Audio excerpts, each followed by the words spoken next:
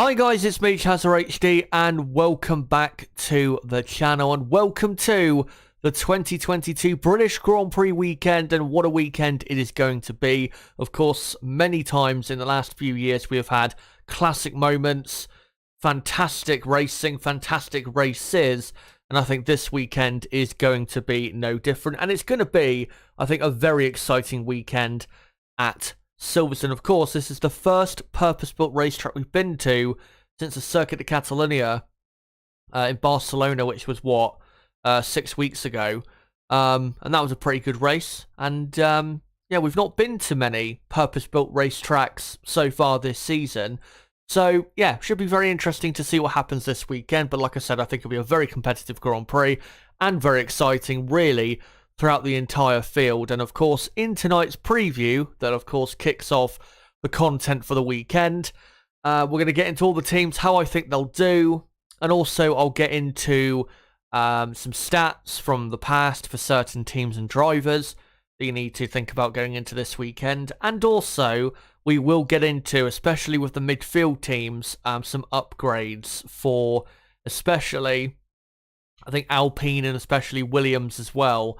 I think Aston Martin too. So, yeah, we'll try and get onto that later in this stream. Hopefully you guys are doing well after, the 2-week break we've had since the last Grand Prix, or week and a half that it's pretty much been since the last Grand Prix. Yeah, hopefully you're doing well, and hopefully with me tonight you will join me in previewing this weekend's British Grand Prix, and also join me for the weekend's content. And I will, by the way, towards the end of the stream, get into what the content is exactly for this weekend's British Grand Prix here on the channel. I did post it on my community tab on my homepage. If you want to go, look there, it's on the, I think it's the second post down. But I will read it out on this stream anyway, just so people know. But yeah, hopefully, no matter what time it is in your part of the world, hopefully having the best day possible. And hopefully, with me this evening, like I said, you will preview the British Grand Prix. Now, before we get into the teams, let's first get into the track itself. And here is the Silverstone circuit. It's had many different layouts over the years. Of course, this was the first ever Grand Prix in Formula One back in 1950, when it was just flat-out airfield, pretty much. And yeah, it's a much different circuit. Now, I'm not sure this is the best layout, Silverstone has ever had, but it is still a pretty good layout. So you can see there where the checkered flag is and where the yellow goes into the red. That is the start-finish straight. You go through turn 1, which is pretty much with low fuel flat out, through turn 1, into turn 2, obviously turn 2 flat out as well, and then into turn 3, which is a pretty tough braking zone, and then you go into a little chicane of turn 3 and 4, quite slow and Mickey Mouse these two corners, and then it leads you on to a little kink of turn 5 and the first DRS activation zone from between turn 5 and turn 6, going into then the middle sector. And then you have quite a slow, well, not slow, but a part, turn 6 and turn 7, it gets progressively slower. Turn 6, you try to attack the inside curb as much as possible. Then into turn 7, which is Luffield, I believe. It's a very slow corner. Definitely, you can shape up for a move on someone through the exit of this corner. Getting a good exit from that corner, very, very important. And then you build up a lot of speed through turn 8, going into turn 9, which of course is Copse Corner. Now, of course, between turn 7 and turn 9, that used to be the old pit straight. But yeah, you come at a very, very high speed into turn 9, Copse Corner. Now, the last few years, Copse has been flat out. There has been some speculation that this year Copse might not be flat out. I think in qualifying it will. I'd be surprised if it wasn't flat out. I mean, the track surface at Copse is a lot smoother than it used to be, and the cars, I think, are not as bad grip-wise as maybe some people would believe. So, yeah, I think Copse will still be a flat-out corner. Obviously, in the race, it's not going to be, but I think definitely in qualifying, as long as there's no rain about or, anything that could ruin the grip. I think there should be enough grip to go flat out through that corner. Then you go into turn 10, 11, 12, 13 and 14. Probably the best part, or one of the best parts of any racetrack around the world. Maggots, Beckett's, and you go through now to Chapel. And yeah, just a fantastic section. Really tests the cars, you know, how much grip they have, especially on the rear end. And also, of course, does test how skilled the driver is at reacting to what's coming at them at such a high speed. And of course, they attack it at such a high speed as well. Then you come on to the second DRS activation point between turn 14 and 15, the hanger straight down to, what's turn 15 called? Can't remember what turn 15 is called after try and find out before we get into this weekend for proper. But yeah, into turn 15, which is definitely a corner you can overtake in, and then exit in that corner into turn 16 and 17, the final chicane in the final sector, which is a bit slow, and then you build up speed on the exit turn 17 through turn 18, which is flat, onto the start finish straight. This circuit, even though these cars are not as fast as, you know, last year's cars or the cars in 2020, it should still be a very high-speed racetrack. I have seen some people say, well, this could suit Ferrari more because it won't be, you know, some of the corners won't be quite flat as they used to be, but I don't think it'll be quite like that. I still think it'll be, say, from the exit of turn 7, really, until that final chicane of turn 16, 17, pretty much flat out, except for a couple points on the track. So, yeah, I think for cars that are very good at high speed and then high speed corners and just have a good top speed, they're going to do pretty well this weekend. Teams like Red Bull, AlphaTauri, Alpine, especially, they're going to do pretty well this weekend. And also, it is a driver's circuit. And what I mean by that is, it's a circuit where the drivers can show and make a difference this weekend, when around a track like Baku, for example, that we raced at, 3 weeks ago, you can't really make a difference around that track because it's not really got any corners where the driver can make that big of a difference. When around this track, Silverstone, definitely the drivers make quite a big difference to the performance of the car. Now, I think we should get into the top teams, and we'll start, of course, with Red Bull, who are having a fantastic Formula 1 season. 6 wins in a row it is now after the Canadian Grand Prix, where Max Verstappen took a very, very good victory. And I think a well-earned victory, considering just how tough it was and how hard he had to work in the end to win that Grand Prix. And yeah, Red Bull flying high in 2022. I'll show the championship standings, of course, in a moment, and just further illustrate that I think the championship pretty much is over. I mean, yeah, I think given their form and just how good their car is at the moment, I just don't see, unless Ferrari produce a surprisingly good performance and, you know, produce what we saw maybe at the very start of the season, or Red Bull suffer reliability trouble or something like that, I just don't see how anyone can stop Red Bull right now. They are dominating 2022. They've won 7 out of the first 9 races this season. That is domination.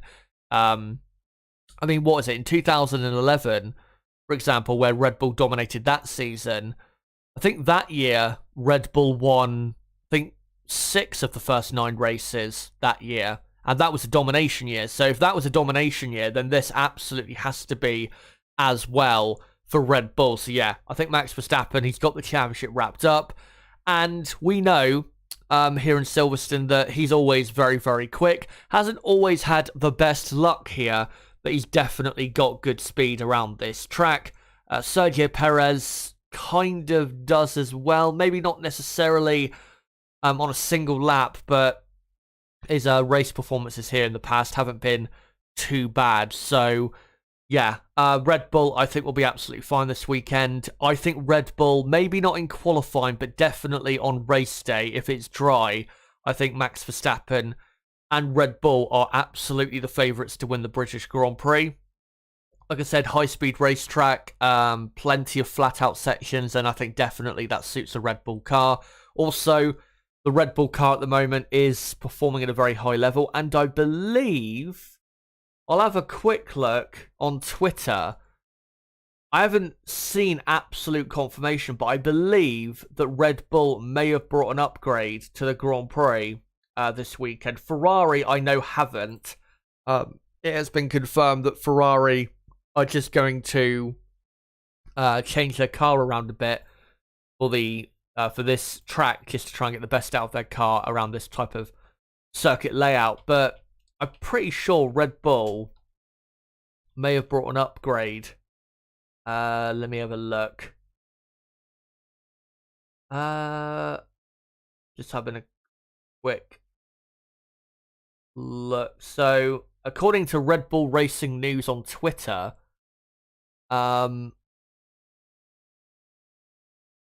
right, so Christian Horner said the Red Bull won't be upgraded at Silverstone, but that does not mean RB18 cannot reduce 0.3 in race qualifying via further weight reduction. So it looks as though they're upgrading the car in more of a weight reduction type of way, rather than a putting on a new front wing or rear wing or anything like that. But considering Ferrari haven't brought an upgrade of their own, I don't see how it's going to be really much different, the pace between the two, than I actually expect. But yeah, in qualifying, I think we'll get a very exciting fight between Leclerc and Verstappen, because they're both incredibly quick here at Silverstone, and we know that the Ferrari and Leclerc are very quick here.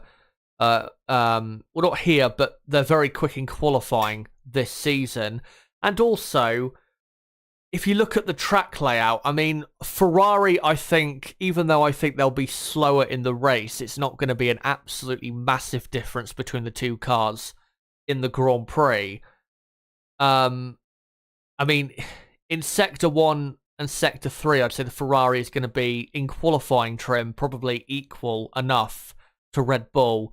But it's going to be Sector 2, I think, that Red Bull, if they do get pole position, that's where they're going to really do the job there. But yeah, I think Red Bull will be fine. It'll still be a close fight with Ferrari. Of course, Mercedes, who knows what they're going to do. We'll get onto them soon enough. But yeah, as long as Red Bull perform at the level they've been performing at for the last 3 or 4 races, then I think Red Bull will win this weekend. I think Max Verstappen will win the British Grand Prix. And of course, and I'll come to these stats now, Max Verstappen does have 1 win at Silverstone and 2 podiums, and his only win being in 2020, the 70th anniversary Grand Prix it was that day, and that was one of the best drives of his career. Arguably,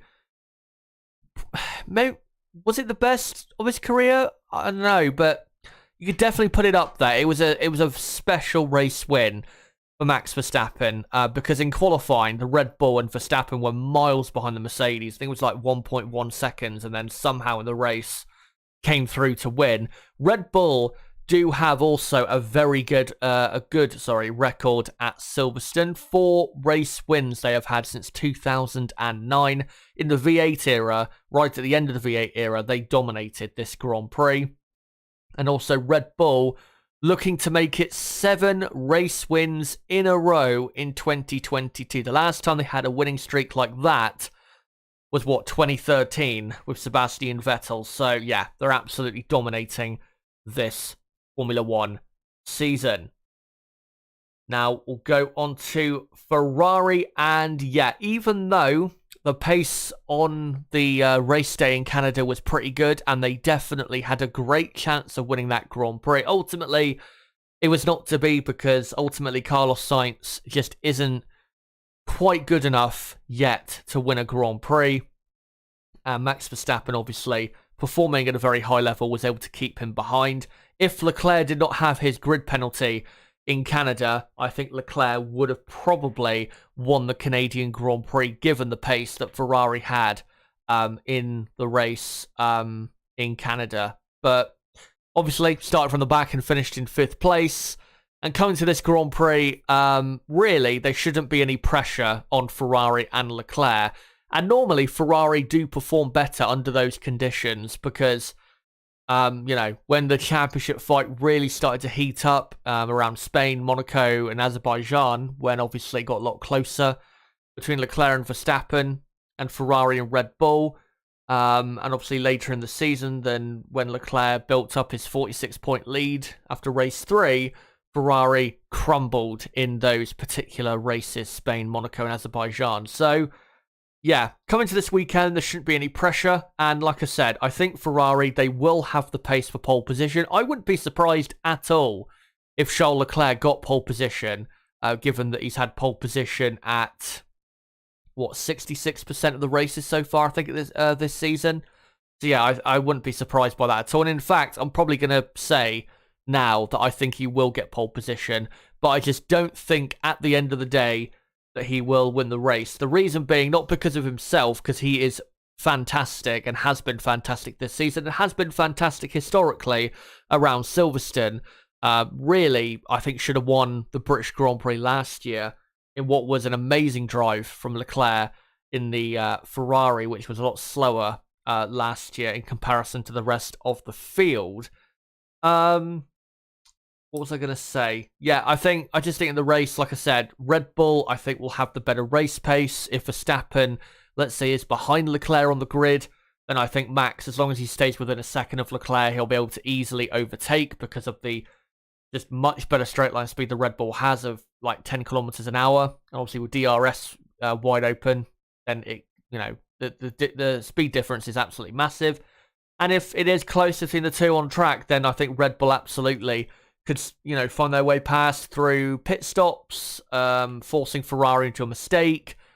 I just think somehow, some way, Ferrari will just not have enough to win the British Grand Prix. And to be honest, if they are going to win the British Grand Prix, they do have to get pole position, because if Max Verstappen gets pole position, I don't see, unless Max has an absolutely terrible start, which I don't think Max has had in a long time, I have to say, to a Grand Prix. Unless Max gets a terrible start, I don't see how Ferrari can really live with Red Bull and Verstappen in the Grand Prix on Sunday. So yeah, pole position is an absolute must for Leclerc and team, and hopefully there are no engine issues in the weekend, and certainly in practice, which could cause Leclerc to take another penalty here at Silverstone, which would not be good, of course. But yeah, they've got the potential, Ferrari, as we know, but I just don't think they're going to live up to it, which is pretty common of them this season after, starting the season so well. They've just not really moved on from that. But we'll get into some stats regarding the Ferrari team coming into this weekend. And yeah, Leclerc has 3 podium finishes here at the British Grand Prix in 2019, 2020, and 2021. 2019, of course, was that classic Grand Prix where he brilliantly fought Max Verstappen. Verstappen did win the battle, but Leclerc, I guess you could say, won the war that day because Verstappen was took out by Vettel, which allowed Leclerc to eventually find his way up to 3rd place. Had a brilliant drive as well in 2020 in a very slow Ferrari car to get on the podium. And as well, like I said last year, I think really, if it wasn't for Leclerc's, I think, late engine problems I believe he had in the Ferrari, he would have won the British Grand Prix last year. And it would have been one of his best drives of his entire career, maybe the best he's ever produced, considering, like I said, the Ferrari was a lot worse off last year than it was in 2019, or it has been this year. Ferrari don't have, unfortunately, as good of a record as Red Bull around the Silverstone track. They've only won the British Grand Prix twice since 2010, and those wins being with Alonso in 2011 and Vettel in 2018. And Charles Leclerc, just to point out how poor his results have been since the Spanish Grand Prix, not because of himself, but because of the Ferrari team, looking for his first podium finish since Miami and first race win since Melbourne. Melbourne, of course, was 2.5 months ago, where he won brilliantly by, I think, 25 seconds. And yeah, the Miami Grand Prix, about 8 weeks ago, was the last time he was on a Formula One podium. That is how bad Ferrari have been since then, because Leclerc should have won at least 2 races since that Miami Grand Prix, yet he's not even had a podium, and he's only scored 22 points since that Miami Grand Prix, up to now, when Max Verstappen has scored, 75 points? Something like that. It just shows you just how bad Ferrari have been and just how massively it has swung around. But we'll quickly get into the championship standings. So yeah, Max Verstappen is dominantly in the lead of the championship on 175 points. Sergio Perez is second on 129 points. Leclerc third on 126. And yeah, I just don't see how Leclerc or Perez even can catch Verstappen. So it's all over. And then yeah, Russell in fourth place for Mercedes, only 15 points behind Leclerc, which is just shows you how bad Ferrari have been, because Mercedes have been very slow this season, as we know. But it does show you as well how good Russell has been to be only 18 points off Sergio Perez in the championship in second place. Carlos Sainz is fifth on 102 points. Lewis Hamilton sixth, and he's getting there. Is Hamilton. Lando Norris is seventh. Valtteri Bottas eighth. Esteban Ocon ninth. Fernando Alonso jumped into the top 10 of the drivers' standings after the last Grand Prix, despite being relegated eventually to ninth for weaving against Valtteri Bottas. And here are the constructors' standings. Red Bull almost 100 points clear of Ferrari in the constructors' standings. Ferrari only 40 points clear of Mercedes in the championship, again showing just how poor Ferrari have been in the last 4 Grand Prix. Mercedes at least will get third this season. I think that's pretty clear to see. McLaren obviously didn't score any points in Canada, so they are still fourth, but Alpine and Alfa Romeo have closed the gap significantly to McLaren. And McLaren, as we'll get onto in a moment, are going to be under threat, I think, this weekend, and possibly under threat for their championship position. Maybe not this weekend, but certainly by the end of this double header, this Grand Prix this weekend and then the Austrian Grand Prix next weekend. But yeah, Alpine are fifth on 57 points, only 8 points behind McLaren. Alfa Romeo sixth, and Alfa Romeo 14 points behind McLaren, who are of course fourth. AlphaTauri are seventh. Aston Martin have now gone up to eighth with that point that Stroll got in Canada. And then Haas are ninth, and Williams are in 10th place. But yeah, championships, in terms of who's going to win them, I think pretty much already decided. Now, let's get on to Mercedes-Benz. And after what's been, since their last upgrade at the Spanish Grand Prix, their form and results have still not been as great as maybe they would have hoped and would have expected. They've definitely not been anywhere near as quick as I think they hoped they would be, given the upgrades that have got onto this car and what they've done since the Spanish Grand Prix. But coming to this weekend, it should be better for them than it has been in Baku and Canada. I mean, Canada was still a pretty good weekend for them, finishing third and fourth with both cars, and their pace in the race was, it was worse than Red Bull and Ferrari, but it was not that much worse. It was only probably half a second per lap, which is pretty good considering how slow they have been at times this season. So not doing too bad, despite not being that quick in the last couple of races have Mercedes. But yeah, coming into this Grand Prix this weekend, Mercedes should be in a better position. Before we get on to possible upgrades and that, let me first get into the first reason why they will be definitely stronger this weekend. The Silverstone track layout does suit their car better. Their car does work better now in fast corners, and of course Silverstone has plenty of those. And also, because of the resurfacing that happened here at Silverstone, I think back in 2016, compared to Montreal, Baku and Monaco, this track is a lot smoother. So the porpoising won't be as much of an issue, anywhere near as much of an issue this weekend as it was in those Grand Prix earlier in the season. So, yeah, Mercedes should be in much better shape this weekend. How much better shape? We'll have to see. I think still you would have to say, or have to be cautious that they would have to go into this weekend as the, say, third quickest team, because Red Bull and Ferrari, they still have a very, very quick car, and especially will around this track layout. But I think definitely because of the track layout and the much better smoothness of the track, I think Mercedes will definitely be closer to the very front this weekend by probably 0.3 of a second. So, I wouldn't be surprised in qualifying, for example, if Russell or Hamilton, whoever the quicker Mercedes driver is, I would not be surprised if the quickest Mercedes was only, say, 0.6 of a second off pole. I think that'd be pretty good for them if they were only that far off, considering how it's been the last few weeks or so.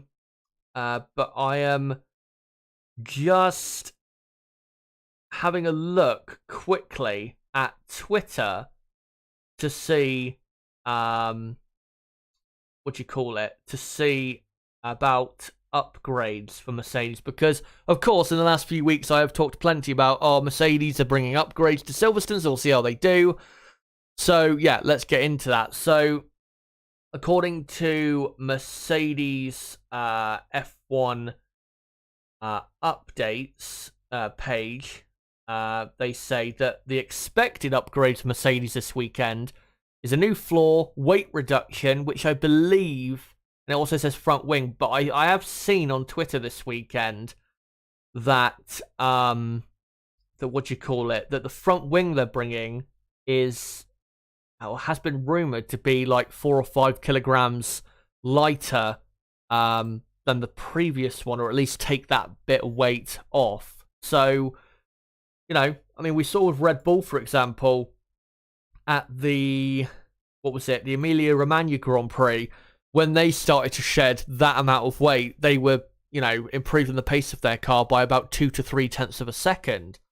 So, if Mercedes are better around this track anyway, without the upgrades, plus those upgrades, in terms of weight reduction, work for them, then Mercedes could be in the fight for maybe not pole position, but maybe the second row, which would be a very, very good result for them. Just trying to see if there's any exact, in terms of words, if there's any exact quotes in terms of the upgrades, but I can read you this, which is from someone quoting Mike Elliott, which I believe is someone from the Mercedes technical department, who confirms that Mercedes are bringing upgrades to Silverstone, and it says, quote, "We will be bringing new bits to Silverstone. We will be trying to push the car forward, trying to get some pace from the car we've got, or from the package we've got, as well as the new bits we are going to add to it." Obviously, tomorrow, when they go out on track in practice, we will get to see and we'll get confirmation of the new upgrades. So in my qualifying preview tomorrow, I will cover all the upgrades from the cars and list the exact parts that are, that are or have been brought to the respective cars. But it has also been rumored that Mercedes' upgrades are worth up to 0.3 of a second. So let's say they improve the car by that much. Like I said, Mercedes might not get pole position, might not be quite quick enough to fight for pole position, but similar to the Spanish Grand Prix, where Russell was on the second row and was definitely he had the pace, and Mercedes did generally, to be on that second row of the grid quite comfortably. That's probably the potential of the Mercedes car this weekend. And also, I reckon, given how quick the Mercedes normally is on race day, Mercedes on pace could, I think, get a podium this weekend.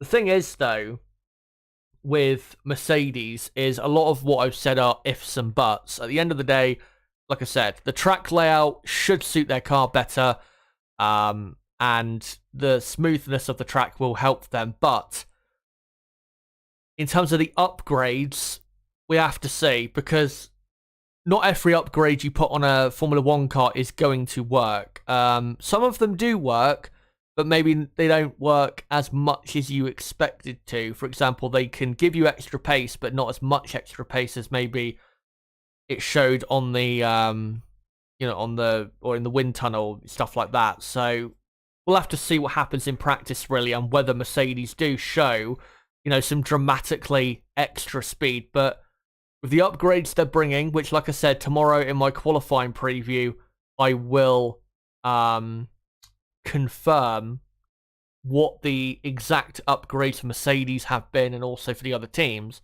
Until we see whether they've actually worked or not, we can't sit here and say for sure that Mercedes are going to be competitive for the top 3 this weekend. But if they do work, then I would not be surprised if the result they got in Canada, 3rd and 4th in the race, I would not be surprised if they got that again, because obviously Hamilton and Russell, 2 amazingly quick drivers, their home Grand Prix, they're going to be incredibly quick, and yeah, I don't see how they're not going to be doing something special this weekend in a Mercedes car that is still lacking a bit of speed. But before we get on to the midfield, let me quickly get on to some stats regarding Mercedes. So Lewis Hamilton, obviously, we have to watch out for him this weekend because he has won the British Grand Prix 8 times in his career. Those wins being in 2008, 2014, 2015, 2016, 2017, 2019, 2020, and 2021. What a driver he has been around this track. Yeah, just an incredible record. Also, Mercedes have won the British Grand Prix 7 times since 2010. And all of them have been with Lewis Hamilton. And the last time Lewis did not finish on the podium here at Silverstone was in 2013. A race that he probably would have won had he not had a puncture. Obviously, his tyre blew out after, 7 or 8 laps in that infamous Grand Prix where we had many Pirellis blowing out in fast sections, and yeah, it was a very scary Grand Prix as well when it came to that. But yeah, Lewis Hamilton not being on a podium at Silverstone is something that, like I said, has been rarely seen here at Silverstone, especially in the last 10 years. So we'll see what he does this weekend. Hopefully he gives the home crowd something to shout about, and hopefully can give them a good result. And a good result, I think, for Mercedes and Hamilton would be a podium. If they got the pace for victory, then obviously a victory would be absolutely fantastic. And we'll see if the pace is there for that. But if they can get a podium out of this weekend, that would be a pretty good result for the Mercedes team. And hopefully their upgrades do work, because it would definitely start to spice things up in Formula 1 for the rest of the season. Now, let's go on to McLaren. And I'll quickly go into McLaren, and then I'll come to you guys in the chat and read out your comments. Make sure to keep them coming, guys, in the live chat. And let me know how you think Red Bull, Ferrari, Mercedes will do this weekend here at Silverstone. But yeah, McLaren, very poor Canadian Grand Prix. Really, their qualifying result being what it was, which was not that great. Definitely not as good as probably they could have got. Obviously, with Lando Norris's power unit issue that he had in Q2, it really meant that getting a strong points finish was going to be pretty difficult for the McLaren team, and obviously ended up with nothing from the Canadian Grand Prix. And now the two teams behind them, Alpine and Alfa Romeo, really starting to breathe down their necks. For this weekend, though, I think Lando Norris will definitely be in the top 10. I think Lando has qualified in the top 10 at every race here at Silverstone since he started in Formula 1. So I don't think that's going to be a problem in terms of what he can do this weekend. I think definitely he will finish in the points. Maybe 8th or 9th, probably, for Norris here at Silverstone. But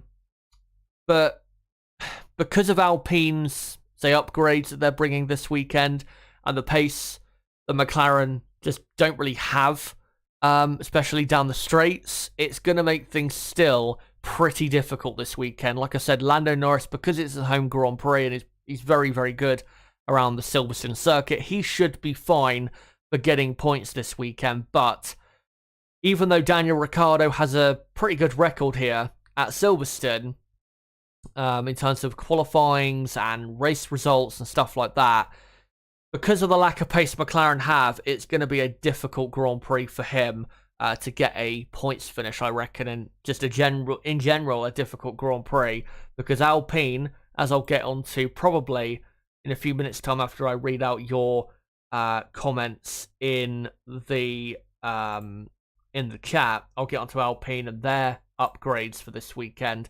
If those upgrades for Alpine really do work, and given the track layout being quite a high-speed track, obviously, Silverstone, it's really going to suit them very nicely.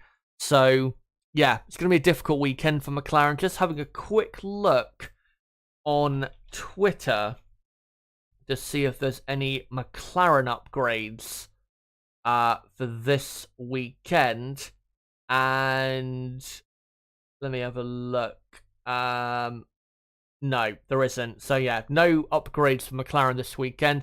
And actually, McLaren, I think it came out a few days ago, I think last week, that essentially their approach to improving this McLaren car is now going to be similar to Haas, which is more about maximizing the potential of the car rather than bringing upgrades and improving the car, which is disappointing to say the least, hearing that that's what they're going to do, because what it means is what we see now with the McLaren car is what it's going to be for the rest of the season. A car that in the corners is definitely the best car out of the midfield pack and is very good, but on the straights is dead slow. And that's where they just lose any potential they once had. And it really hampers them. So, you know, with them trying to maximize the McLaren car rather than make improvements, that tells me that they've just really given up on developing this car. And hopefully next year they won't have such a bad straight line speed problem. But yeah, it's going to be a tough weekend. If Alpine's upgrades work, then McLaren, even with Norris, could struggle to get into the top 10. But I do think Norris will get into the top 10. For Daniel Ricciardo, though, like I said, I think he'll probably be on the fringes in 12th or 13th place, something like that, for McLaren. But yeah, would not be surprised whatsoever if in a fortnight from now, if McLaren were 5th in the championship as opposed to 4th, where they are right now, because they just don't seem to really have enough of a car, I reckon, to finish 4th in the championship, considering how good Alpine have been since the Spanish Grand Prix back in May. So yeah, not great for McLaren, but we'll see what they can do this weekend. Hopefully, because obviously they do get great support at the British Grand Prix, hopefully can give their home fans something to cheer about. But guys, let me know in the live chat what you think of, you know, the top 4 teams this weekend and how you think they're all going to do and how all the respective drivers are going to do. Like I said, let me know in the live chat. I'll make sure to read out all your comments in a moment. Just wanted to say, though, don't forget, if you are new to the channel, to subscribe for more content like this, because I will be live tomorrow at 6 PM UK time, about an hour after Practice 2 finishes, to preview qualifying for the British Grand Prix. And then on Saturday, I'm going to be doing the first of my new streams that I'm trialing, which is a continuous stream through the afternoon. So on Saturday, I will go live at 11:45 AM UK time to cover Practice 3, and then Practice 3 will end at 1 PM UK time. Then from 1 PM till 3 PM UK time will be me building up to qualifying, the qualifying watch along. Then 3 till 4 PM will be qualifying, and then probably from 4 till 4:30 PM, you know, half an hour after qualifying is finished, I will react with you guys to what's happened in qualifying. And then on Sunday will be another continuous stream of about 6.5 hours where from 12 till, I think, 2 p.m. UK time on Sunday, I will do a race preview. Then from 2 p.m. till 3 p.m. we'll do the final hours build-up, and I'll have probably Nib on to give his thoughts as to what's going to happen in the Grand Prix. And then from 3 till 5 p.m. UK time will be the race itself, and then from 5 till 6:30 p.m. UK time will be the race reaction. So that is the plan for this weekend, and obviously any review that needs to take place on the Monday of any incidents and talking points will take place at 6 p.m. UK time on Monday evening. So yeah, if you are new to the channel, don't forget to subscribe for more content like this. Bottom right of the screen, you can do it right there. And if you are new to the channel, not if you're new to the channel, if for everyone watching right now, make sure to smash the like button and share this video and channel everywhere you can. And don't forget as well to follow me on Twitter at ChazHD5. Right. Let's have a look at what you guys have to say in the live chat, and make sure, if you haven't posted any comments yet, make sure to post now. Josiah says, Ferrari are mudded already. I genuinely think they'll struggle to beat Mercedes. Well, was it? Since the Spanish Grand Prix, Mercedes have scored, I think, I don't know if they've scored more points than Ferrari, but it's close. To what Ferrari have scored. I think they might have scored more points than Ferrari since the Spanish Grand Prix. So, yeah, very, very poor Ferrari have been. And, I mean, I think I said this at the Canadian Grand Prix that, you know, at this point, they should focus Ferrari on just getting Leclerc on the podium. Never mind trying to win, 10 races in a row to get back into the championship. So, yeah, Ferrari not in a great position whatsoever. Aline says, I hope Haas will finally develop. I'm a K-Mag fan. Well, unfortunately, Haas F1 are only bringing one upgrade for the rest of the season, which is at the Hungarian Grand Prix, which will definitely improve their car. The thing is, though, by the time they bring that upgrade, they're going to be quite comfortably second last in the championship, and it might not do enough for them to finish any higher than 9th. Which, represents a very poor season for them, considering the potential they do have. Leandro says, can't wait for Mercedes comments. Faith Thomas asks, do you think there's more pressure for Lewis and George because it's a home track? I don't think, Lewis Hamilton has pressure on him every weekend because he's, such a great driver. And much is expected of him. But really, he has so much pressure, Hamilton, but it's to the point where he doesn't feel it anymore, and it doesn't really feel like he's got any noticeable pressure on him other than the norm. I think for Russell, because he's now in a Mercedes, I think he probably has quite a bit of pressure this weekend as well, considering how well he's performed this season, being 40 points, I think, clear, or nearly 40 points clear of Hamilton in the championship. I think there's definitely pressure on him to have a very good British Grand Prix. But, yeah, I think mostly for them, it's just the normal pressure. Aline asks, do you think Max could be booed because of his relationship with Kelly Piquet? He's going to get booed anyway. If Max Verstappen breathes, I think he'll probably get booed. And they'll tell him to stop breathing, probably. Yeah, you know what I mean by that. He is going to get an absolute shit ton of hate this weekend. There is absolutely no doubt about that. And I would say most of it is undeserved, at least. Undeserved. But, they've got to vent the Lewis Hamilton fans their anger somewhere. And obviously, we've had a lot of controversy in the last couple days regarding people related to Max Verstappen's girlfriend, which, by the way, that whole Nelson Piquet situation and the Bernie Ecclestone situation, I am going to cover that, but I'm not going to cover it until my qualifying watch along, where, because I'm doing 2 hours of build up, the first hour is going to be that, covering that. So I will cover that, and if you want to see that, then make sure to come along to my stream on Saturday between, say, 1 and 2 p.m. UK time, and you'll be able to hear my thoughts on it. But yeah, Max Verstappen is going to get absolutely enormous amounts of hate this weekend. And like I said, most of it is undeserved. Leandro says Mercedes drivers have no pressure at all. The car isn't good enough to win races, although they're bringing some updates. True, but if the updates do work, then I think definitely there could be some pressure there, to fully utilize them. Phone Box Chicken says, I normally dislike Ferrari, but I do want Leclerc to win to keep the championship interesting. To be honest, even if Leclerc wins, I don't think it really makes it that interesting because the gap's, 49 points. If Leclerc wins and Verstappen finishes second, it's going to go down to, 42, 43. Still makes it pretty comfortable for Verstappen. So, yeah, it doesn't really make it interesting. I mean, it could get interesting if Leclerc wins and Max doesn't finish, because then the gap would go down to, 24 points. But, yeah, realistically, I just don't see how there is a championship fight to be had.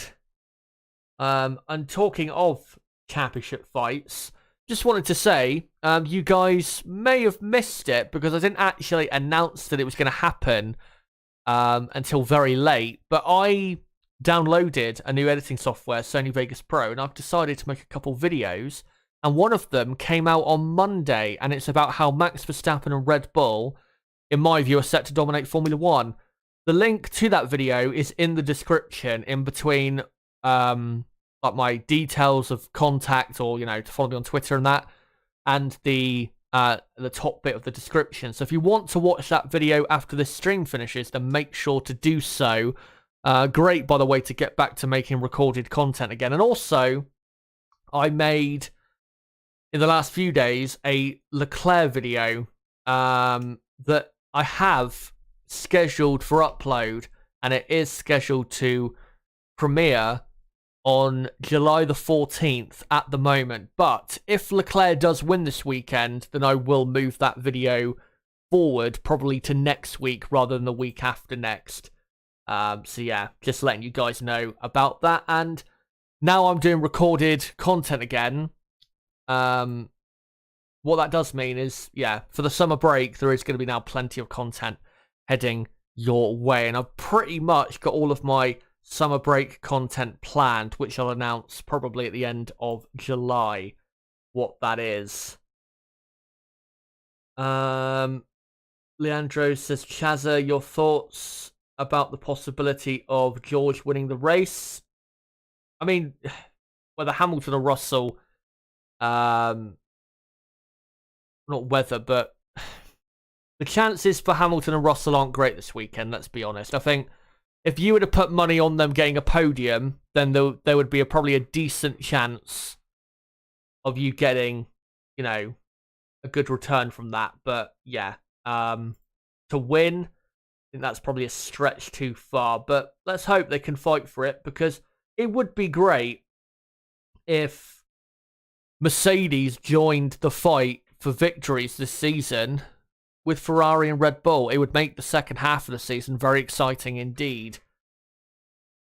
Aline says, thanks, Chassa, for your dedication. That's a great idea. Thank you for that. Music Monster Man says, sup, Chaz, your mic is sounding kind of static today. Is anyone else having that problem? I haven't noticed any problems like that. Maybe what do you call it? A couple times I've got too close to the microphone, which I think can cause maybe that, but I don't think there's been any issues like that. But yeah, if anyone else notices that problem, then make sure to let me know in the chat. It might just be Music Monster Man, might just be on your end that it sounds a bit staticky. Who knows? But I think now I will move on to the rest of the teams. But make sure, by the way, to keep your comments coming in the chat, because I will come back to you guys for more comments later in the stream. And now we'll go to Alpine. And yeah, Alpine have had a great last few races, scoring quite a few points since the Spanish Grand Prix. They scored, what was it, 8 at the Spanish Grand Prix, and then 6 in Monaco. At Baku, they scored, what was it, 6 points, I think, again there. And then in Canada, scored 10 points. It's been a pretty good last few races for them. And you have to say, it has been a pretty good season for Alpine, and continue all the time to Alpine to get better. And for this weekend, we'll start, before we get into possible upgrades, we'll get into, how good they potentially could be this weekend on this track layout. And really, because their car is so good at high speed, I think you'd have to say that around Silverstone, they should be pretty competitive. And I think you could definitely argue that this Alpine car is now at the point where it's pretty much competitive around any circuit. So, yeah, looking great there for Alpine. And, yeah, I don't see a reason why this weekend they won't be in a very, very good position. I think definitely will be in the top 10. Maybe not with both cars, but certainly Fernando Alonso. This upgrade, though, if it works for them, maybe they will become the best of the rest out of, that midfield pack. Talking of that upgrade, though, let me quickly show you their new upgrade. So here it is. So you can see here, by the way, credit to Albert Fabrega, who's a fantastic journalist. You can see here the hand emojis. These are showing where the upgrades are, and very aggressive side pod design, or new side pod design for the Alpines. We have been seeing, really, because of what Red Bull have been able to do with their side pods since the start of the season, the lack of porpoising they have, we've seen teams really refocusing on that area, and you can see there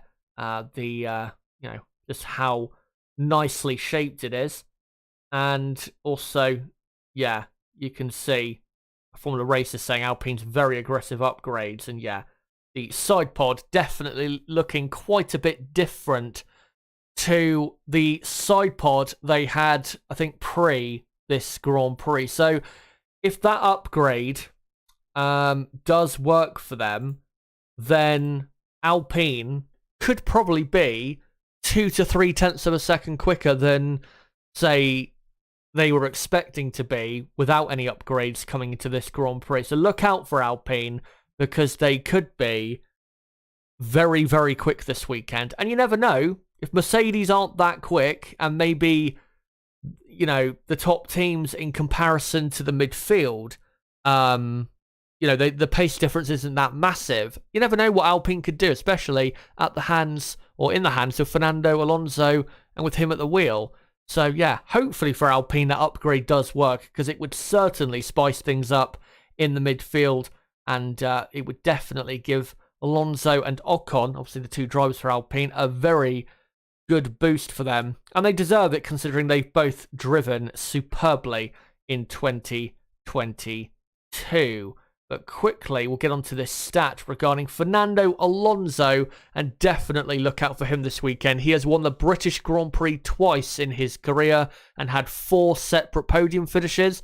The 4 separate podium finishes were 2005, 2007, 2012 and 2013.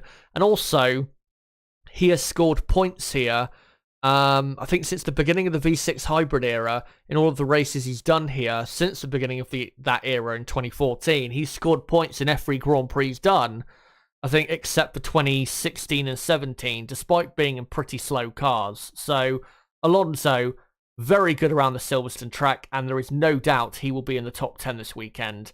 I think it would be absurd to say that he's not going to be that competitive this weekend for Alpine. And now we'll go on to Alfa Romeo. And Alfa Romeo had a very good result, and much needed good result from the Canadian Grand Prix. Because obviously, in Monaco and Baku, they did not really show any pace that was even remotely close to the great pace they had earlier in the season. In what would you call it? In Imola, Miami, and the Spanish Grand Prix. It was, very surprising, I think, with Alfa Romeo, just how much pace they lost at Monaco and Baku, and even from the Canadian Grand Prix, not really until race day was it looking that great for them. Obviously, the safety car did help them a lot in getting the 7th and 8th place finish, obviously benefited as well from Fernando Alonso getting a penalty. But yeah, great to see Alfa Romeo get 10 very important points, and also great to see Zhou Guanyu scoring a boatload of points. Was it 4 points for the Chinese driver?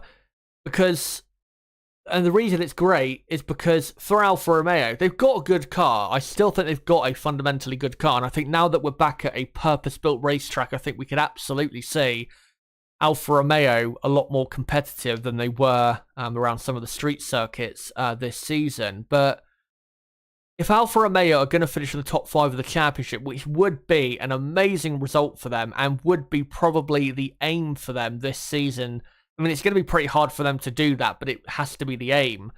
Zhou Guanyu has to be, say, 1 in every 2 to 3 races, scoring at least 2 points a Grand Prix in, like I said, once in every 3 races, say at most, for Alfa Romeo to have a hope of actually doing that. So yeah, it would be great if he could keep up his very good performances that we've seen in the last couple weekends. In Baku, he was heading for a points finish, probably a couple points there, but obviously had an engine problem. And then obviously Canada, he was absolutely fantastic, and I think at one time he was up in like 7th place for Alfa Romeo was Zhou. So yeah, I really hope he can keep up his good performances as of late. And considering he has raced here before at Silverstone, you'd have to say it is possible.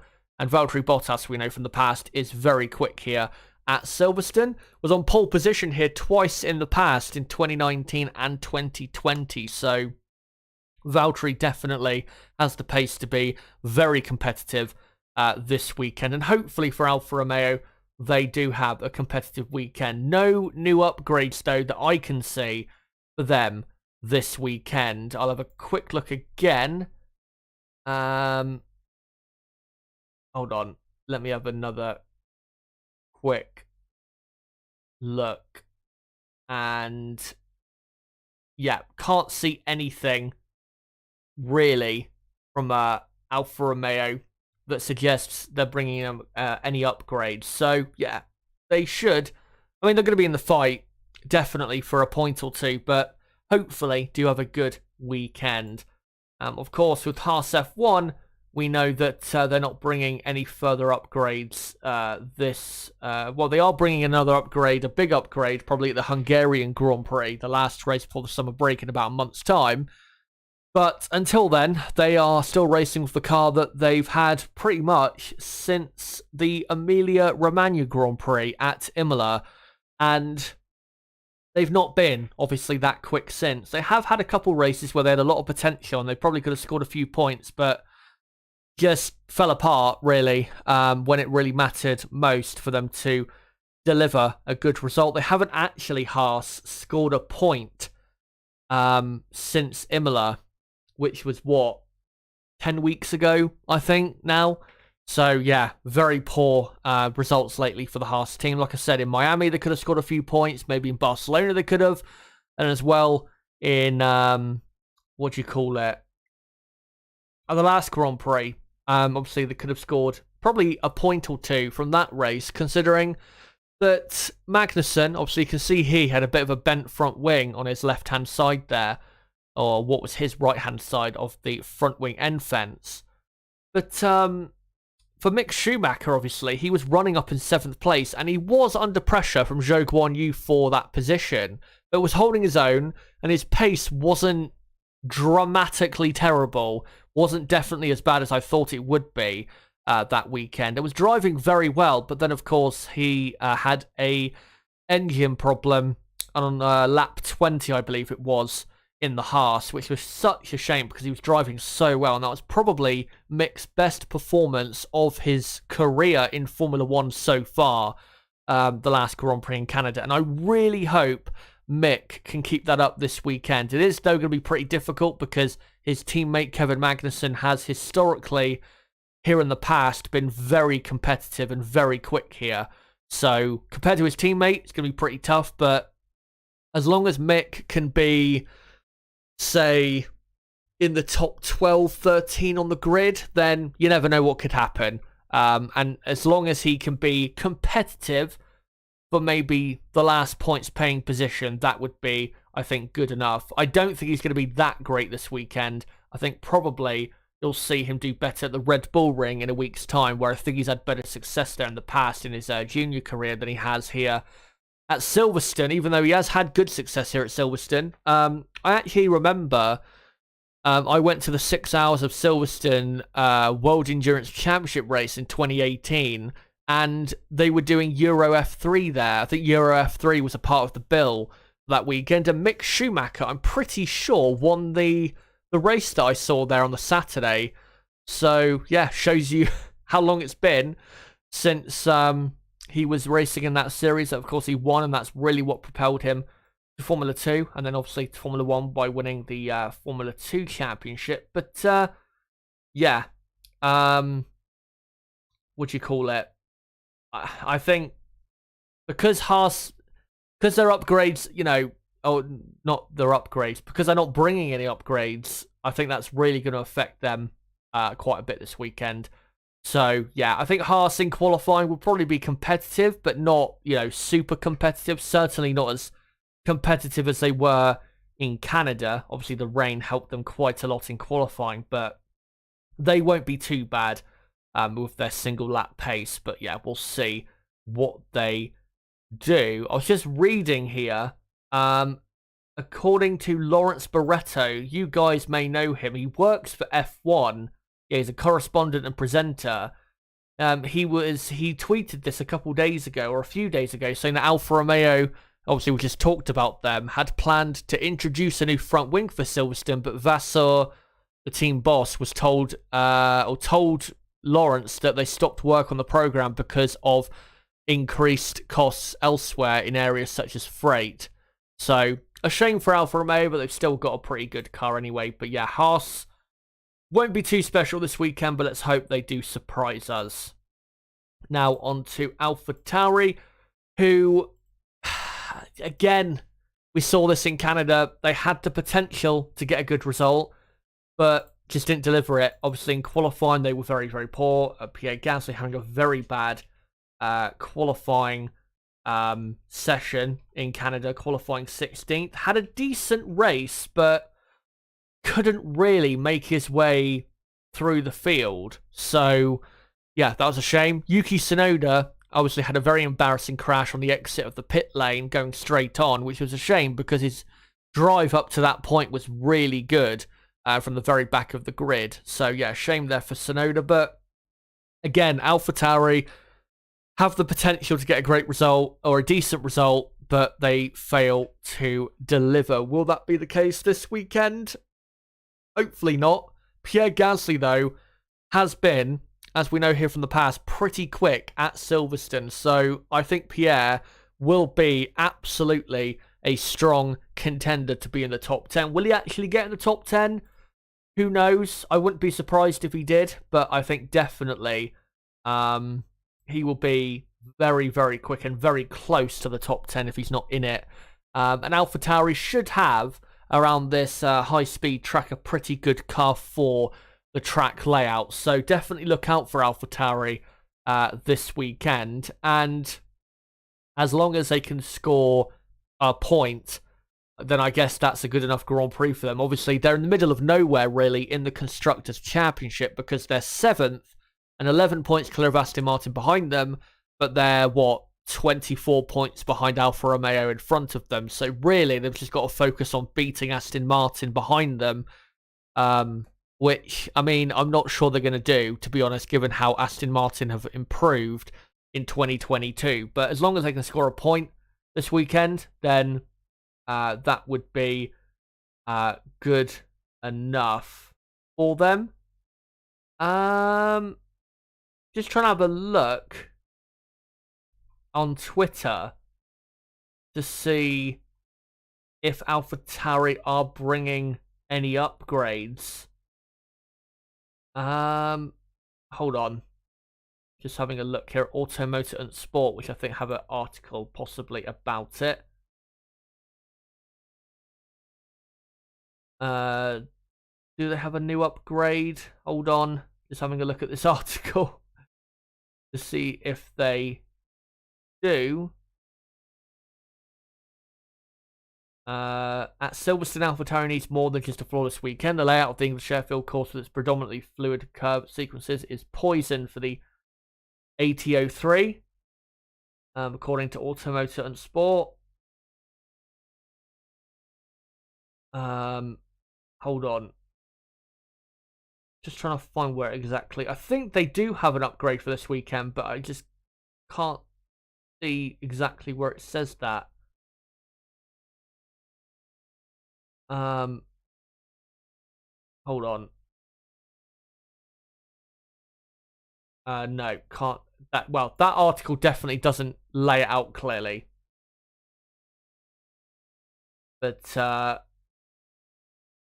well, not sure actually if AlphaTauri have brought an upgrade to their car. There's some people saying they have, or they're going to, but there's some people saying they're not. So, like I said, I have absolutely no idea what's happened. Apparently, they were going to bring an upgrade for this weekend, AlphaTauri, but they've turned up without one.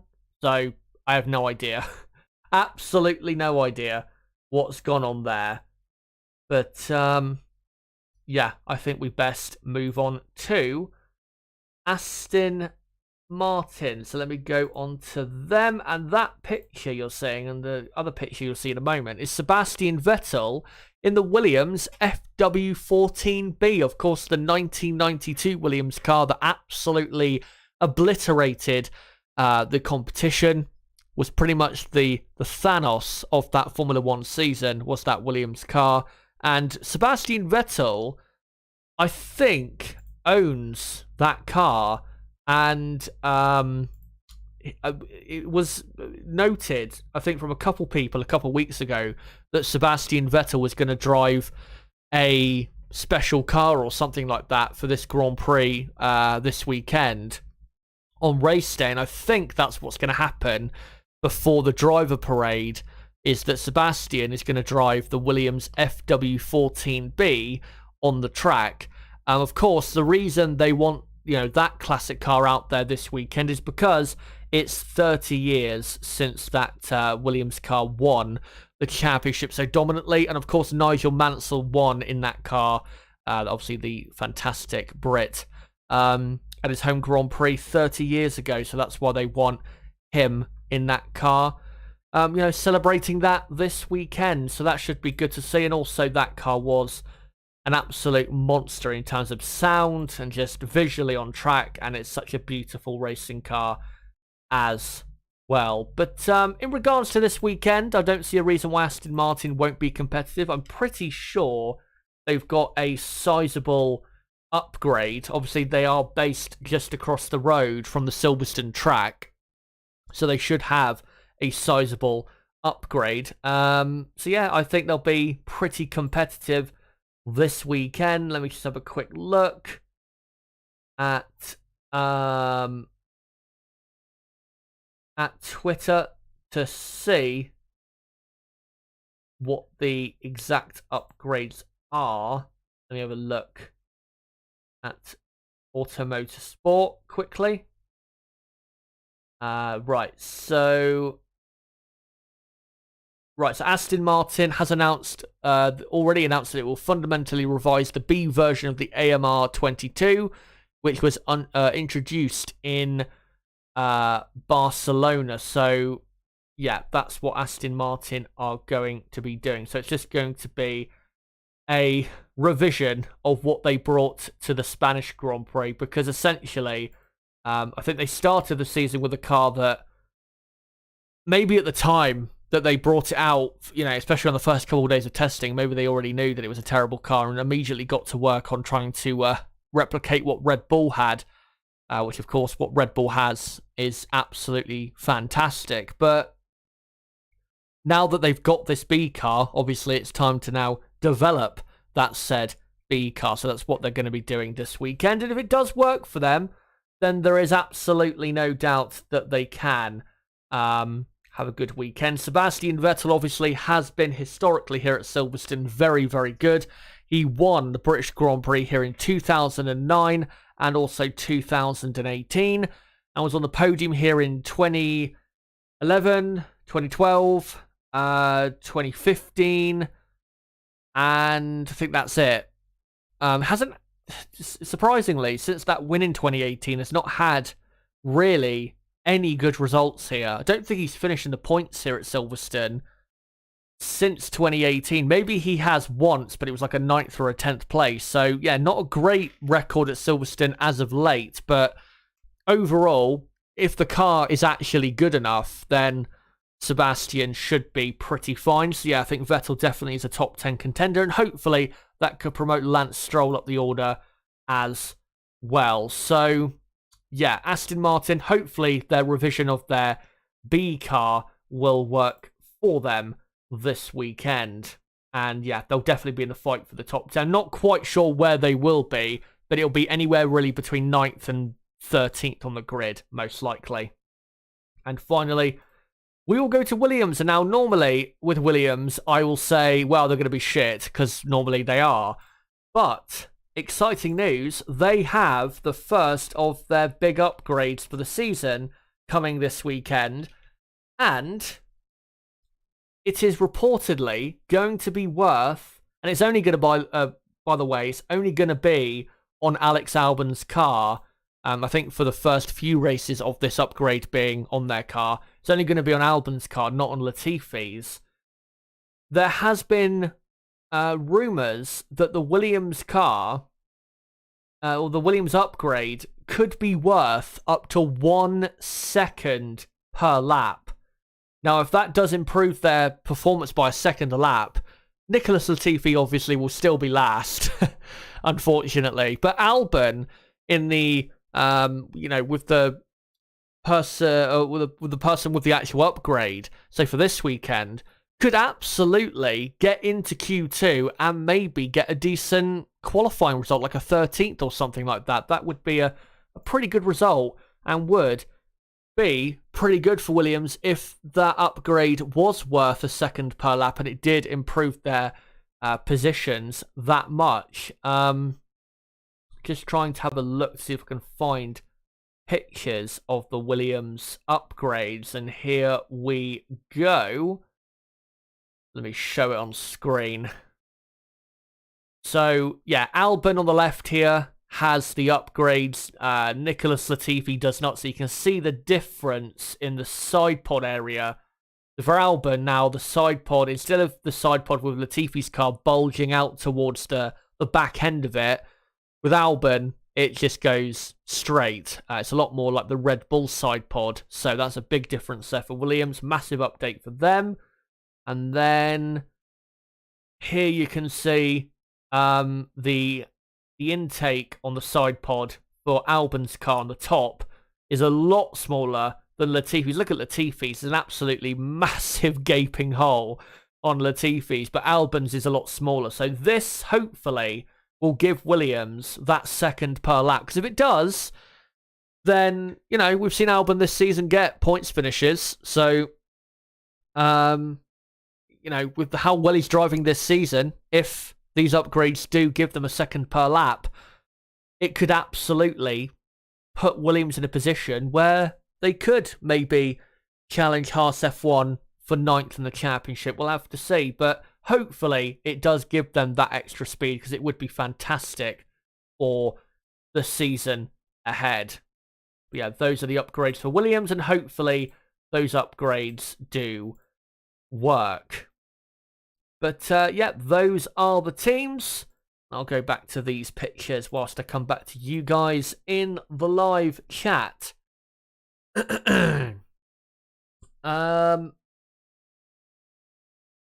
Mike Reese says George has a car working perfectly to him. Alonso should do well this weekend. Barky Pete says most of the Max hate will be from Abu Dhabi. Red Bull hate Max as a bystander. Yeah, unfortunately. Aline says, or asks, could you do a video about Gasly, please? That is actually one of the videos that I've got scheduled that I'm going to do for the summer break. I am going to do a video on Pierre Gasly. Not sure what the exact topic is going to be yet, but I will do a video on him. And it's going to be probably what his... the video is going to be probably about what his future is going to be, or what it should be, going into the next few years. But, yeah, that's definitely on the list. A non-Williams driving with Williams feels weird, man. Rook says the hybrids will be scared by the noise. Yeah, indeed. Or I remember when Alonso raced his 2005 Renault around the Abu Dhabi track, and Hamilton was amazed at the sound of it. It was funny.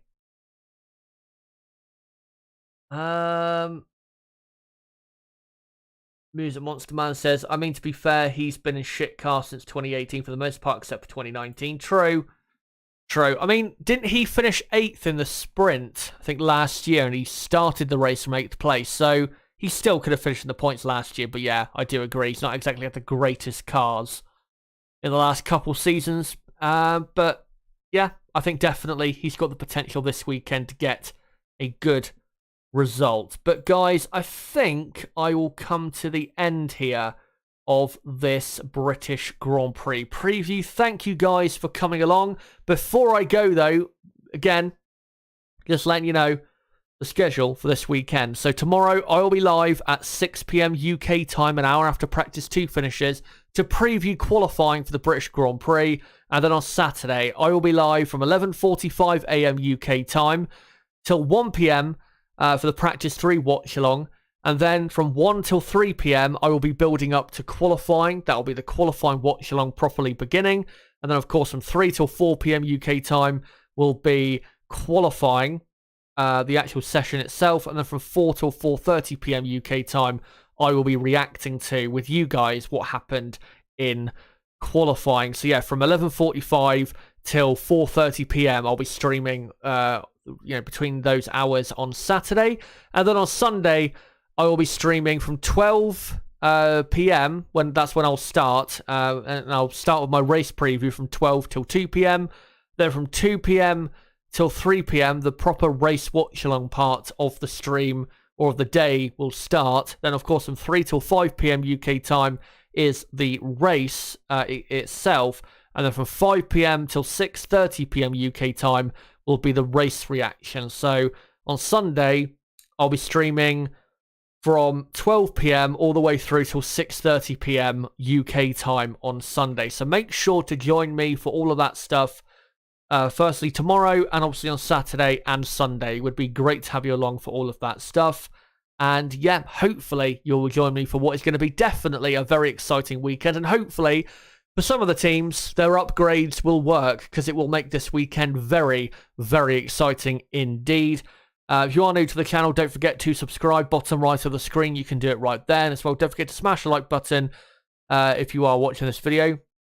Also, it does help the channel grow. And as well, share this video and channel everywhere you can. Don't forget to follow me on Twitter at ChazHD5.